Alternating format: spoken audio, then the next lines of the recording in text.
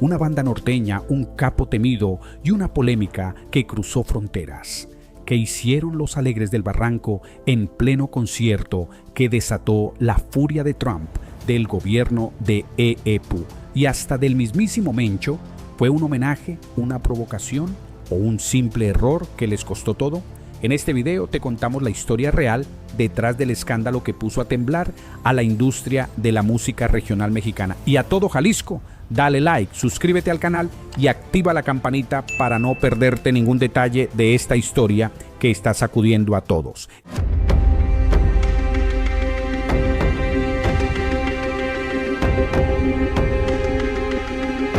Capítulo 1. Una noche que encendió la polémica. La noche del 29 de marzo prometía ser un evento más dentro del circuito del regional mexicano. El auditorio Telmex en Zapopan, Jalisco, estaba a reventar. Luces, fanáticos y una banda con décadas de trayectoria en escena. Pero lo que ocurrió esa noche quedaría marcado como uno de los momentos más polémicos en la historia reciente del género.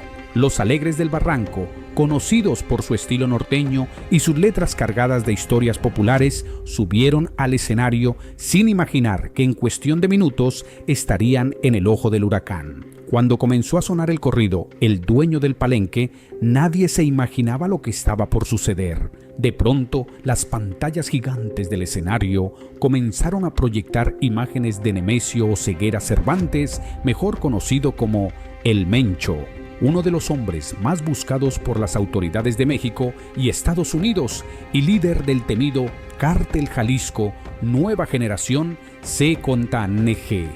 La reacción del público fue inmediata: asombro, incredulidad y una oleada de celulares grabando el momento. El corrido, con referencias simbólicas y metáforas propias del folclore narco, parecía ahora más explícito que nunca. Gritos de emoción se mezclaban con murmullos de tensión. Para algunos era una simple expresión cultural, para otros una apología descarada al crimen organizado. Las redes sociales estallaron. En cuestión de minutos, los videos del concierto comenzaron a circular por todo internet. Los hashtags relacionados con Los Alegres del Barranco y El Mencho se volvieron tendencia en México y en la comunidad latina de Estados Unidos. El escándalo había comenzado. No pasó mucho tiempo para que las autoridades intervinieran. La Fiscalía de Jalisco anunció una investigación formal para determinar si la banda había incurrido en apología del delito. Incluso se activó a la policía cibernética para analizar el contenido visual completo del evento. Lo que parecía solo una presentación artística se convirtió rápidamente en un caso de seguridad nacional.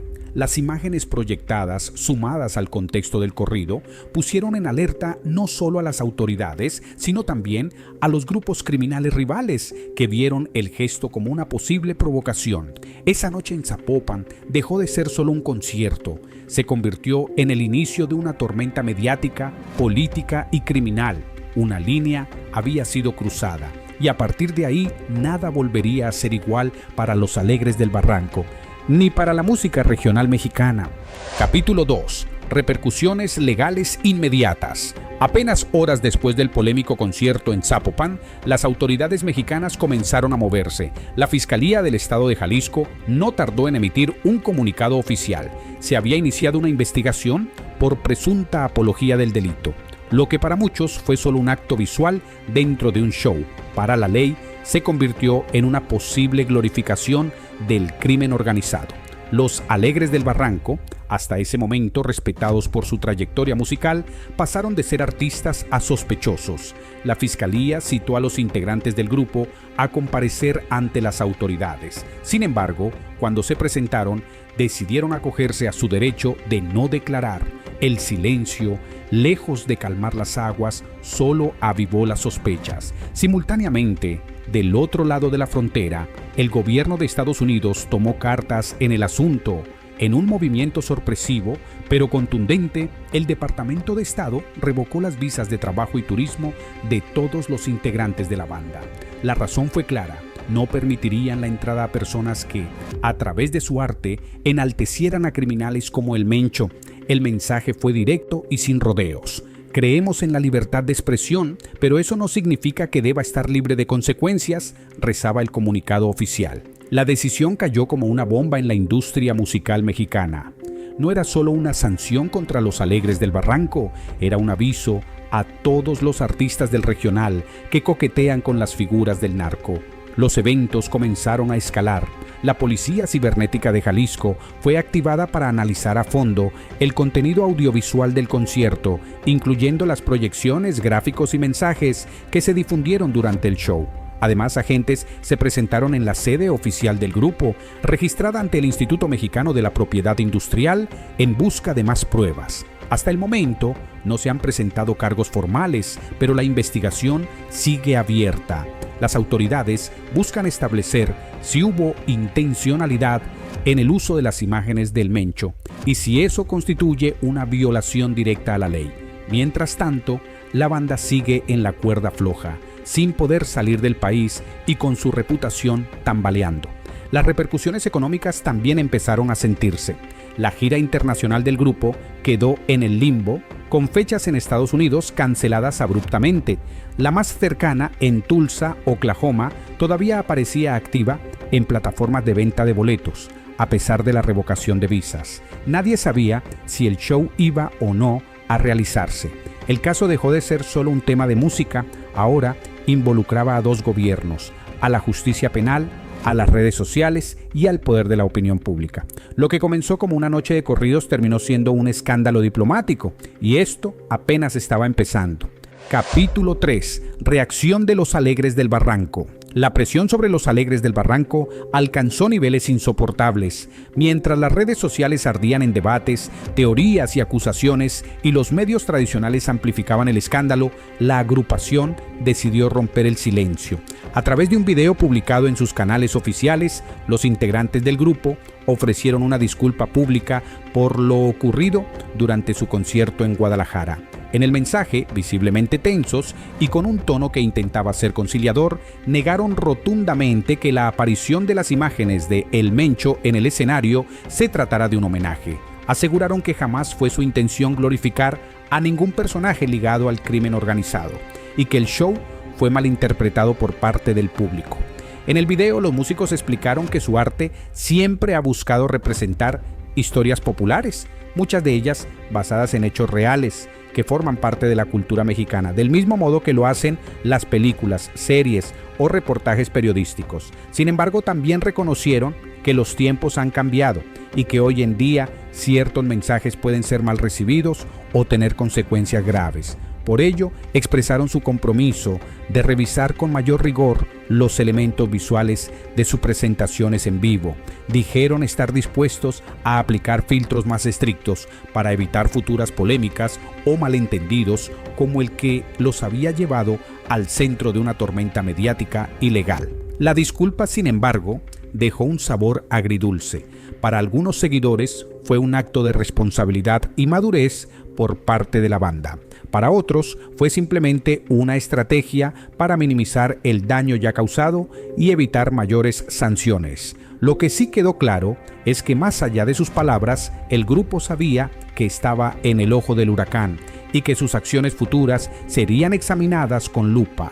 Ni su trayectoria ni su popularidad los ponían por encima de la ley o de la opinión pública. El mensaje era también una forma de apaciguar al gobierno de Estados Unidos, que ya había dado el primer golpe al retirarles las visas. A pesar del intento de aclaración, el video no logró calmar del todo las aguas. La polémica siguió escalando y con cada nuevo día aparecían rumores, comentarios y hasta teorías conspirativas sobre lo que realmente había pasado. Algunos usuarios en redes cuestionaban si los músicos sabían con antelación lo que se proyectaría en las pantallas del escenario, mientras otros sugerían que la producción visual había sido infiltrada o manipulada por terceros con otros intereses. Ante tanto ruido, la respuesta del grupo, aunque necesaria, parecía demasiado tardía y demasiado ambigua para frenar el alud que ya estaba en marcha. Capítulo 4. Donald Trump entra en escena. La controversia tomó una nueva dimensión cuando el expresidente de Estados Unidos, Donald Trump, decidió opinar públicamente sobre el caso. Fiel a su estilo directo y polémico, Trump no escatimó palabras para expresar su rechazo. A través de un comunicado que rápidamente se viralizó, calificó a los Alegres del Barranco como basura. Los comparó con el propio Mencho, líder del cártel Jalisco Nueva Generación, y sentenció que no deberían existir agrupaciones que glorifiquen a criminales. Estas declaraciones no solo prendieron fuego en redes sociales, sino que también colocaron el caso en la agenda política de ambos países. El impacto fue inmediato. Medios internacionales retomaron sus palabras, ampliando la visibilidad del escándalo más allá de México y Estados Unidos. Para muchos, Trump estaba usando el caso como una excusa para endurecer aún más su retórica contra la inmigración y el narcotráfico, elementos que marcaron su administración. Otros, en cambio, vieron en sus declaraciones una postura coherente con la decisión del Departamento de Estado de revocar las visas de los músicos, alineando el discurso político con las acciones legales ya emprendidas. El exmandatario logró que el foco de atención se desplazara del show en Jalisco a un conflicto más amplio entre el entretenimiento regional mexicano y las políticas de seguridad fronteriza de EE.U. Su intervención generó un debate más profundo sobre los límites de la libertad artística, la influencia cultural del narcotráfico y el papel de figuras públicas en la difusión de mensajes polémicos. Con sus declaraciones, Trump no solo agitó las aguas del escándalo, sino que también avivó la discusión sobre qué tan lejos puede llegar la música antes de cruzar la línea de lo legal. Capítulo 5. Respuesta del Mencho. A medida que el caso cobraba mayor notoriedad internacional, comenzaron a circular en redes sociales versiones no confirmadas sobre una supuesta respuesta de Nemesio Oseguera Cervantes, alias El Mencho, líder del cártel Jalisco Nueva Generación C7CNG. Según estos rumores, el capo habría enviado un mensaje directo en respuesta a las declaraciones del expresidente Donald Trump, dejando entrever que esto no se iba a quedar así. La frase, breve pero contundente, bastó para encender aún más el ambiente mediático y disparar las alarmas tanto en plataformas digitales como en círculos políticos. Aunque no existe ninguna evidencia oficial que respalde la veracidad de este mensaje, el simple hecho de que haya comenzado a circular con fuerza en redes bastó para alimentar el morbo y la especulación en torno al caso. Los usuarios en redes sociales comenzaron a difundir capturas de pantalla, audios y publicaciones de dudosa procedencia que hacían referencia a una presunta advertencia emitida desde los altos mandos del CJNG hacia el exmandatario estadounidense. Algunos incluso aseguraban que el supuesto mensaje se había enviado a través de canales clandestinos, encriptados o mediante portavoces no identificados que actuaban como intermediarios del líder criminal. Otros, más escépticos pero igual de intrigados, apuntaban que estas versiones podrían ser parte de una campaña deliberada de desinformación diseñada para sembrar el caos o redirigir la atención del público. A pesar de los esfuerzos por verificar la autenticidad de estos mensajes, ninguna autoridad en México ni en Estados Unidos se pronunció al respecto, lo que dio vía libre a todo tipo de interpretaciones. El contexto en el que emergieron estos rumores fue especialmente delicado. El nombre de El Mencho ya figuraba entre los más buscados por agencias internacionales como la DEA, y el CJNG es conocido por su capacidad operativa y violenta en múltiples estados de México.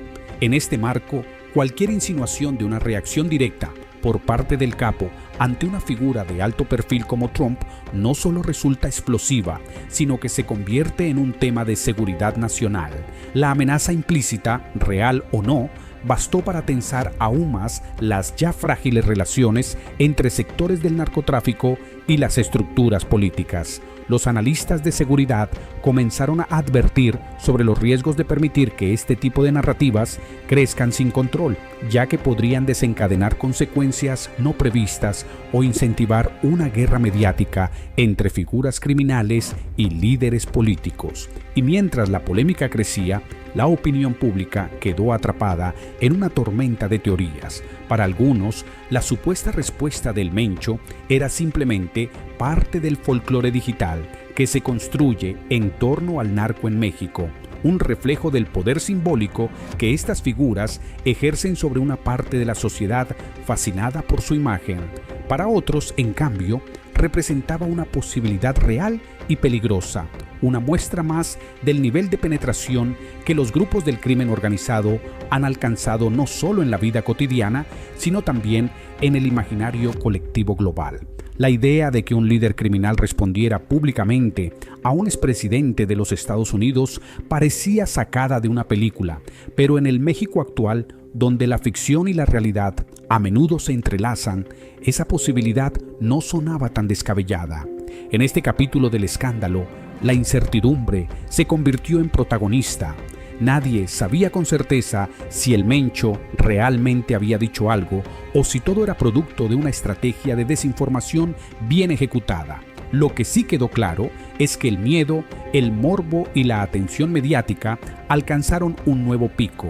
Las redes se transformaron en campo de batalla de versiones encontradas, con usuarios dividiéndose entre quienes tomaban los rumores como hechos y quienes exigían pruebas contundentes antes de emitir juicios. Lo innegable es que la simple circulación de este supuesto mensaje generó un efecto dominó que reconfiguró la narrativa en torno al escándalo, dándole una dimensión aún más inquietante y peligrosa. En última instancia, este episodio demuestra cómo, en la era digital, no hace falta una declaración oficial para que un rumor adquiera fuerza de verdad. La falta de confirmación no impidió que el presunto mensaje del Mencho se convirtiera en el nuevo eje de la polémica, atrayendo más atención que incluso las declaraciones formales de las autoridades o los comunicados de la banda. Es posible que el líder del CJNG nunca haya dicho una sola palabra sobre Trump, pero el eco de su supuesto mensaje, real o inventado, fue lo suficientemente fuerte como para quedar instalado en la memoria colectiva como un nuevo capítulo del escándalo que, lejos de apagarse, seguía creciendo como bola de nieve cuesta abajo. Capítulo 6. Impacto en la industria musical. El escándalo protagonizado por Los Alegres del Barranco no solo sacudió los titulares nacionales e internacionales, sino que provocó un auténtico sismo cultural en el corazón de la industria del regional mexicano. Más allá de la controversia individual que envuelve a la banda, el incidente reabrió con fuerza un debate que desde hace años se arrastra como un polvorín bajo la superficie: el papel de los narcocorridos en la vida pública y su influencia en una sociedad atravesada por la violencia del crimen organizado. Lo que parecía un episodio aislado en un concierto de Zapopan rápidamente escaló a una discusión de alcance nacional, donde se enfrentan dos posturas irreconciliables: quienes defienden la libertad artística como un derecho inalienable y quienes exigen límites claros a lo que consideran glorificación del delito. El revuelo mediático y político generado por la proyección de imágenes de El Mencho durante la interpretación de El Dueño del Palenque obligó a diversas autoridades estatales a tomar medidas drásticas. En Sinaloa, Chihuahua, Baja California y otras entidades donde el narco ha dejado cicatrices profundas, gobiernos locales han comenzado a emitir decretos y lineamientos que prohíben la reproducción de narcocorridos en ferias, festivales, estaciones de radio estatales y espacios culturales financiados con recursos públicos. Incluso se han aplicado multas ejemplares a artistas que han osado interpretar este tipo de canciones en conciertos masivos, alegando que tales contenidos vulneran el tejido social y refuerzan estereotipos delictivos. Estas decisiones han sido celebradas por algunos sectores, especialmente por organizaciones civiles que trabajan con víctimas de la violencia, pero también han sido duramente criticadas por intelectuales y artistas que ven en ellas un acto de censura disfrazado de moralismo. El impacto ha sido inmediato en el ámbito artístico. Múltiples agrupaciones del género, muchas de ellas con extensos catálogos de corridos dedicados a figuras del narcotráfico, han comenzado a revisar sus repertorios y estrategias de promoción. En lugar de los clásicos homenajes a capos y jefes de plaza, empiezan a cobrar fuerza temáticas más neutrales o incluso satíricas. Algunos músicos han optado por reinventarse, explorando fusiones con géneros más accesibles como el pop latino, el trap o el norteño romántico, con el objetivo de mantenerse relevantes sin arriesgarse a ser vetados. Al mismo tiempo, los promotores de eventos están siendo más cautelosos, exigiendo cláusulas específicas que prohíban cualquier contenido alusivo al narco, sabiendo que un paso en falso puede desencadenar consecuencias legales o daños a su reputación empresarial. En plataformas digitales, donde hasta ahora los narcocorridos gozaban de una enorme popularidad, también comienza a notarse un cambio en el algoritmo del interés público. Aunque algunas canciones polémicas siguen siendo virales, los artistas enfrentan bloqueos, desmonetización de contenidos y presiones de anunciantes para modificar sus líneas narrativas. El caso de Los Alegres del Barranco ha servido como una advertencia de alto perfil. Ya no es viable navegar entre la ambigüedad y el doble sentido sin enfrentar consecuencias reales. Las discográficas, conscientes del clima político y social, también han empezado a reconfigurar sus estrategias de marketing, cuidando con lupa el tipo de producto que lanzan al mercado. Este giro forzado ha generado divisiones profundas en la escena musical, mientras algunos artistas celebran el cambio como una oportunidad para madurar el género y dejar atrás la estética de la violencia. Otros lo ven como una traición a la identidad popular del corrido.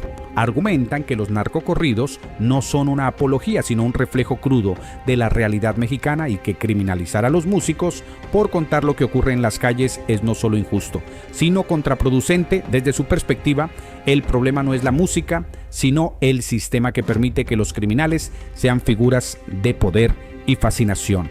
Para estos intérpretes, silenciar los narcocorridos no es una solución, sino una forma de esconder el polvo debajo de la alfombra. En el fondo, lo que está en juego es mucho más que la carrera de una banda o la popularidad de una canción.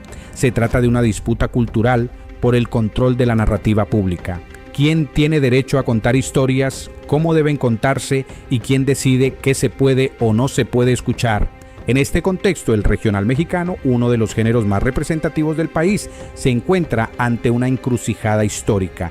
La censura, el autocontrol, el cambio temático y la exploración de nuevas rutas artísticas conviven en tensión, mientras cada banda intenta encontrar su lugar en este nuevo orden.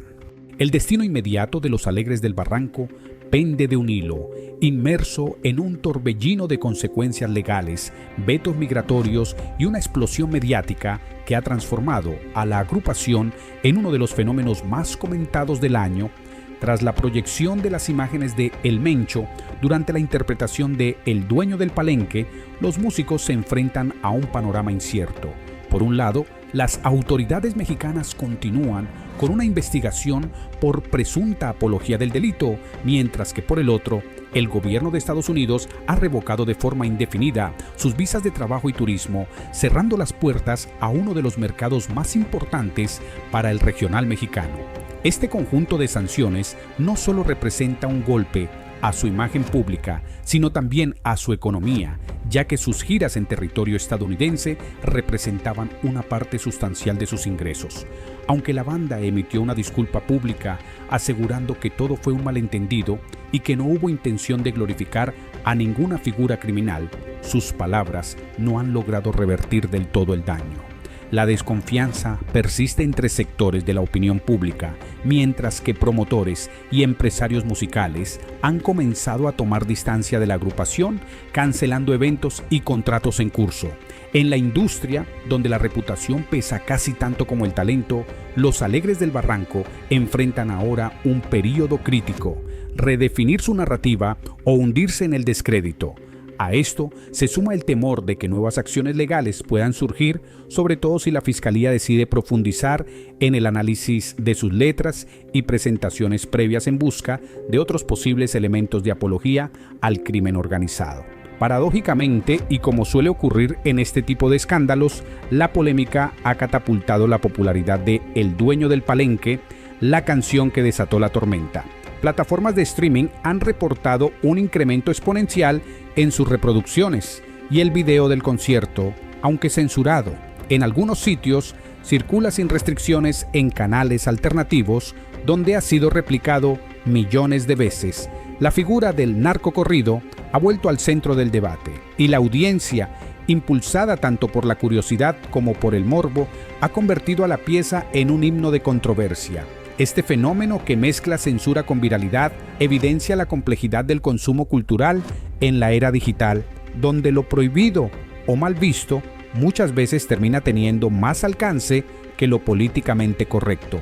No son pocos los que se preguntan si este caso marcará un antes y un después para el regional mexicano.